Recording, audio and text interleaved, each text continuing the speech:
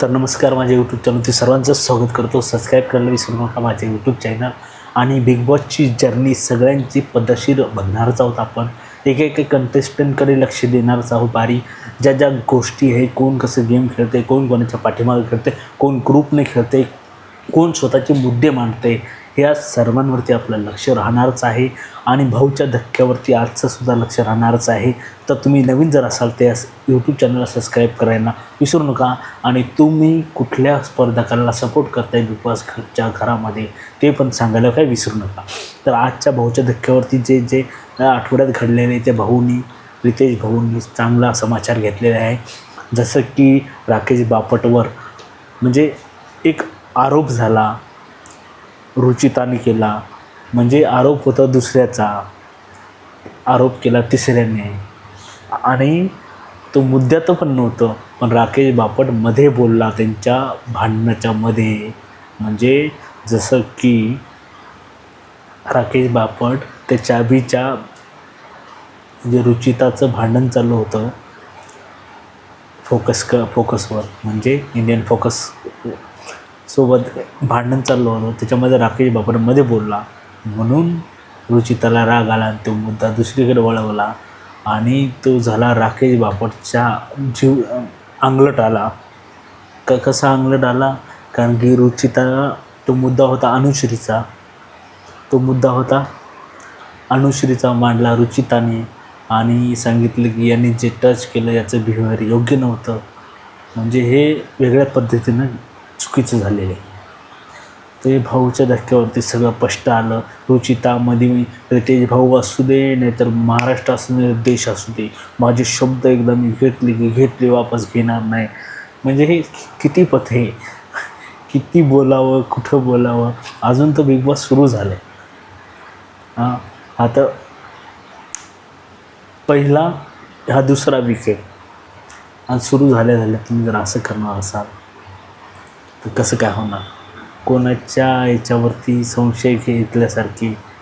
म्हणजे असे मांडायचे मुद्दे तर करेक्ट मांडा ना. तुम्हाला मुद्दे आहे ना तर एक. आणि आज आपल्याला काळू डॉन त्याचं खूप चांगलं गेम वाटते. एक दिव्या शिंदे, तिचा पण गेम चांगलाच आहे. तिचा गेम खूपच छान आहे. फक्त तिने ग्रुपच्या बाहेर येऊन स्वतःची पर्सनॅलिटी दाखवायला हवी.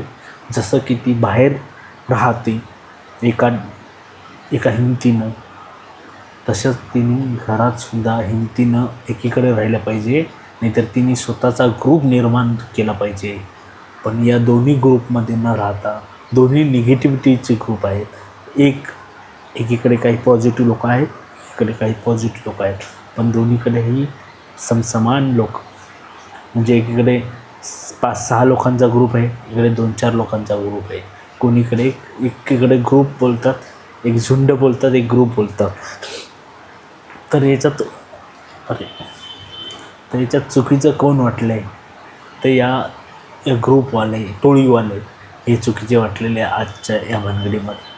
आणि काही लोक त्यांना रितेश भाऊंनी चांगला दणका दिला म्हणावं. दणका म्हणजे त्यांच्या वक्तृत्वाने बोललेले आहे.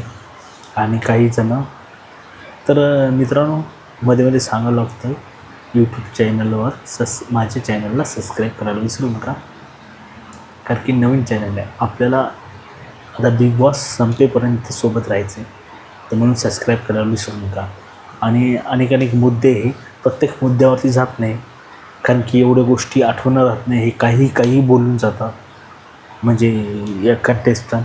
पण मेन मुद्दे आपल्या राहतात. कारण की मी काही लिहून वगैरे काही ठेवत नाही, जे आहे ते आहे.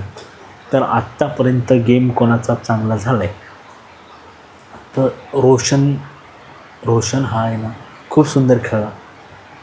त्याचा गेम आवडलेला आहे आपल्याला. गेम म्हणजे त्यांनी स्वतःसाठी लढला. तो रितेश भाऊनी म्हटले रोशन हा चांगला खेळला आहे. आणि एक राकेशचा गेम, राकेश डोक्याने पण खेळतो आणि खूप चांगला गेम खेळतो. भलेही त्याच्यावरती काही आरोप झाले तरीसुद्धा नंतर ती सोनाली सोनाली राऊत तीसुद्धा गेम खूप छान खेळते. ती टास्कमध्ये इन्वॉल्व झाली असती तर अजून बरं वाटलं असतं, पण ती त्या गेममध्ये काही ठिकाणी इन्वॉल्व होत नाही म्हणून दुर्दैव आहे. आणि रितेश भाऊसुद्धा तिला बोललेले आहेत.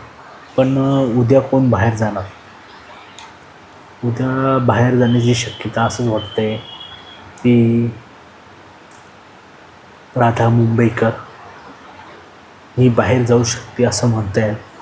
अशी चर्चा आहे ट्विटर हँडलवरती वेगळे जे बिग बॉसचे जे टाकणारे हे सोर्स राहतात ना, ते म्हणाले बुवा राधा मुंबईकर ही घराबाहेर पडली, पण अजून काही नक्की नाही. कोणावर विश्वास ठेवू नका.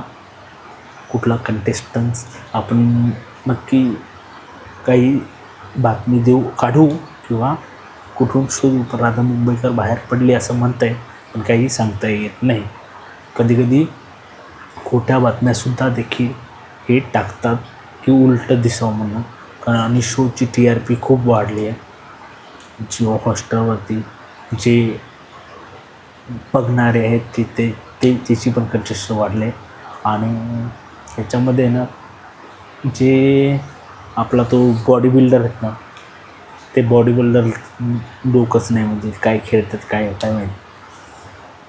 तर मला काय वाटतं, आपली एक सरकार म्हणजे दिव्या शिंदे तिने इंडिव्हिज्युअली चांगलं खेळलं पाहिजे असंच वाटतं आहे. दिव्याने तिला बाहेर सरकार नावाने ओळखलं जातं की आपल्याकडे घरात पण ती ग्रुपनंच चालते. जिकडे जास्त पसंत आहेत लोक त्यांच्या ग्रुप, पण स्वतःचा मुद्दा असला पाहिजे आणि इंडिव्हिज्युअली ती स्वतः दिसली पाहिजे असंच वाटते. ती कोणाच्या छत्रछायेखाली न दिसली पाहिजे असंच वाटते. तिने स्वतःचा गेम खेळला पाहिजे असंच वाटते. तर तुम्हाला काय वाटतं आजच्या या एपिसोडमध्ये रितेश भाऊंनी सांगितलेल्या याच्या प्रश्न, रितेश भाऊंनी त्यांची घेतलेली शाळा, याच्यावरती तुम्हाला काय वाटतं ते कमेंट बॉक्समध्ये टाका. आणि तुम्हाला कोणाला सपोर्ट करताय आणि तुमच्याकडे काही जर बातमी असेल, कोणी जर घराच्या बाहेर पडलं असेल, तुम्हाला अगोदर कळालं असेल, तर कमेंट करून मला तरी सांगा, ते आपल्याला पण कळून. सोर्स ऑफ इन्फॉर्मेशन कोणाकडे जर असेल ते सांगा.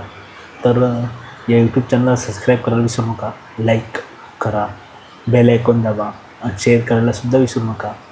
आणि आपण काही दिवसांनी लाईव्हसुद्धा करणार आहोत याच्यावरती. ज्यांना जॉईन व्हायचे त्यांनासुद्धा मी लिंक देणार आहे काही दिवसांनी. तर या यूट्यूब चॅनलला आपण शून्यातून यूट्यूब चॅनल चालू केलं आहे आता स्टार्टिंगलाच, बिग बॉसच्या बाबतीत, रिव्ह्यूच्या बाबतीत. आणि आपण जे आहे आपल्याला माहिती, आपल्याला जे कळतं ते मांडण्याचा प्रयत्न करणार आहोत. तुम्हाला आवडला असेल सबस्क्राईब करायला विसरू नका. जय हिंद, जय महाराष्ट्र.